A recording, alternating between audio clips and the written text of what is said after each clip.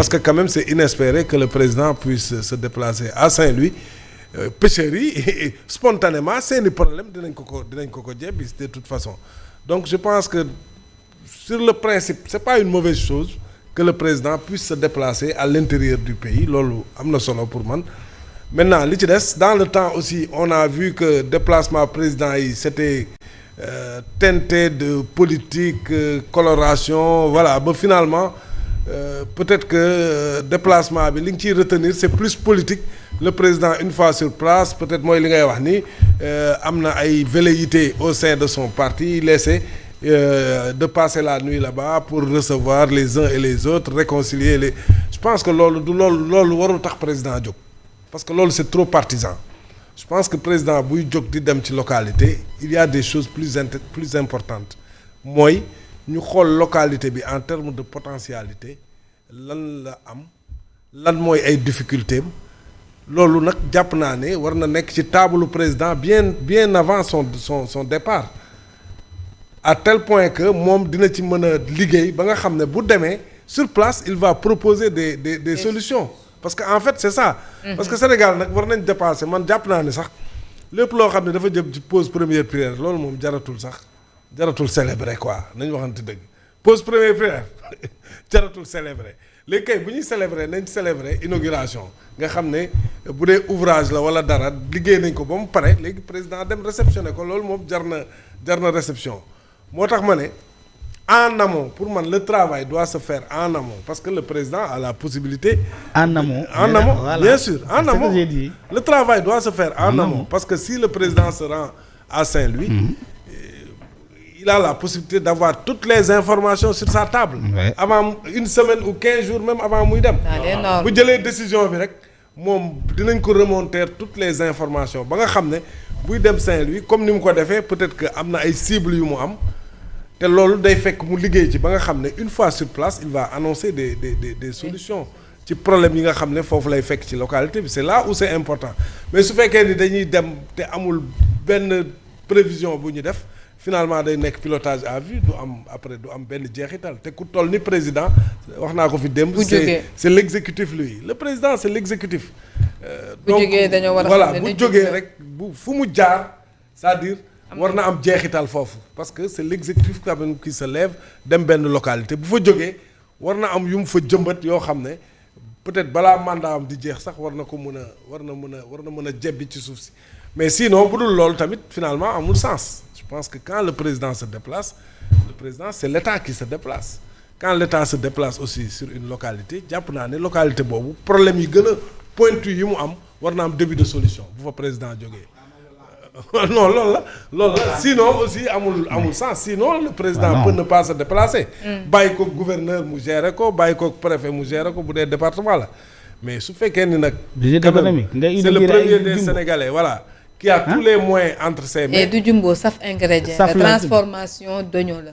waaw mais poudre boobu fu mu jëm. du jumbo saf ingrédient la poudre bi fu mu jëm. poudre ci togg la jëm. safal la mais déedéet bokkul de lii saf ingrédient la usine saf ingrédient bokkul ak lii ngay wax nii. kan moo ko defar état bee ko defar wala privé yi. privé moo koy defar. nga dem amul looy visiter lu dul ay usine saf ingrédient. directeur de cabinet rek mënoon na dem inaugurer usine boobu ah. non il faut qu'on se dise la vérité aussi. usine bi la toll comme suñuy studio. mais l'inauguration aussi mën na bokk ci agenda quand même. président mais gaz. mais il est passé aussi par la. gaz bu ñuy waxtaanee fu mu nekk moo gënoon a urgent. jaar na compagnie sucrière. mais comme yooyu c'est des structures presque privées. mais c'est vrai que c'est presque privé mais compagnie sucrière sénégalaise également c'est important parce que gis nañ ni actuellement sucre mu ngi manqué sucre dafa manqué au niveau de la banlieue léegi rek nga dugg ci boutique bi. compagnie boobu. Oui. Il y a beaucoup de problèmes. Plus de 80 000. Voilà donc c'est important mu saytu ko xam ko. On a écouté le président, il n'a pas évoqué les conditions de travail, par exemple, parce que tu ne peux pas avoir une bonne production, une meilleure production, sans que l'employé, qui moom gisul boppam ci usine contrat yi demeewul noonu. Gis nga usine bi ci ginnaawam dafa am benn canalisation boo xam ne. saleté wu Sénégal yëpp fa lay jaar. C'est un problème maanaam usine bi bien sûr mooy ce qu'on appelle la RSE responsabilité sociale presque entreprise bi ils s'en foutent defu ci dara yaa ngi dégg donc Saint-Louis mënoo fa dem waxoo gaz waxoo napp waxoo presque ceeb bi ngay dem nii sax. ceeb bi maanaam ci discours si discours le président de la République. mais ba mu jeex on devait sentir de l'économie même dans le discours du président tu ne sens pas l'économie en réalité ñii ñoo woote rupture madame. ñi ñoo woote autosuffisance alimentaire. Saint-Louis c'est presque le bassin rizière du Sénégal mbirum ceeb fa la nekk. au lieu que ngay dem ci ay mbirum privé te yow da ngay woote autosuffisance alimentaire. il fallait aller vers des perspectives majeures mais qu'est-ce que l'État compte faire pour que suñu ceeb bi muy dem may moo xam ne c'est de l'hivernage comme nawet.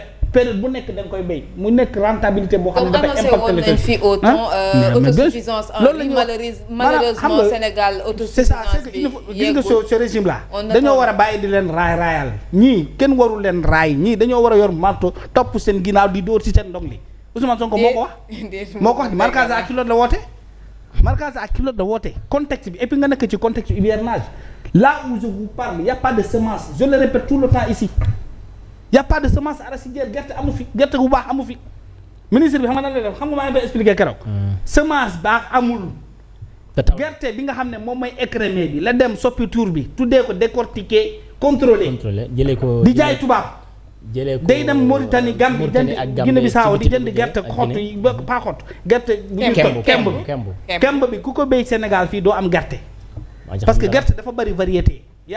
ça répond à des normes hivernage par rapport ak pluviométrie bi gerte Guinée-Bissau boo ko andee Sénégal fii Guinée Conakry autant pour moi nga andi ko fii du baax. parce que ñoom dañuy taw ba 8 mois presque 6 mois. ñun fii ay 3 mois presque nawet bi jeex na di nga am ngooñ mais doo am doom te loolu la ñu amoon daaw. parce que daaw il y avait pas de contrôle sur la semence on a donné aux agriculteurs une très mauvaise semence. très bien yooyu la ñu war a waxtaan. cette digression bi sori na de. non damay wax on parle de la visite à Saint-Louis tu atterris dans la on parle d'économie. dafa yaatu président dafa yaatal. quand tu fais une tournée dans une période tey taw na Dakar man fi ma jógee il a beaucoup plu. ñun ñëpp énormément plu fi ma jógee dafa taw bu bari. Saint-Louis dina taw ngay dem ci tournée boo xam ne zone yooyu 80% ci ñiy béy ils ne dépendent pas de l'agriculture moderne. nawet la ñuy dépendre te l'économie boo ci génnee tool génnee ci béy gerte béy dugub béy ceeb ci Sénégal gii tu ne parles pas d'économie tu parles d'autre chose yaa ngi dégg foofu la ñu doon xaar président bi donc il fallait vraiment mettre l'accent sur ce qui est économique. Maintenant dans une visite économique on met dans le calendrier du président rencontre avec les militants de PASTEF et le président lui-même a dit qu'il a gelé ses activités à l'intérieur du PASTEF loolu la lay signifier avec les moyens d'État personne ne ko dénoncé te pourtant ils l'ont dénoncé depuis très longtemps. Très bien. Tout le temps ils ont dénoncé que Macky Sall a utilisé les moyens de l'État pour rencontrer ses militants. Ils ont dénoncé des visites politiques déguisées de visites économiques te lii nii xam nga ne li nekk ci ginnaaw politique bee ëpp en réalité que lii nga xam ne moom mooy économique bi parce que on va en perspective des élections locales. Très bien, c'est important. jàpp Mansour Faye tëj ba pare naan da ngay dem meeting kii da ngay dem def ay rencontre Saint-Louis sax dañoo baax dañoo waroon génn ñoom ñëpp ñu takk ay morceaux yu rouge ne la libérer Mansour Faye. noonu lañ def di voilà. def ñu raw loolu. alors sur ce également président Lamine Gueye peut-être que doon nañ ci xaar tam ci zone boobu peut-être ci discours du président de la République avec le phénomène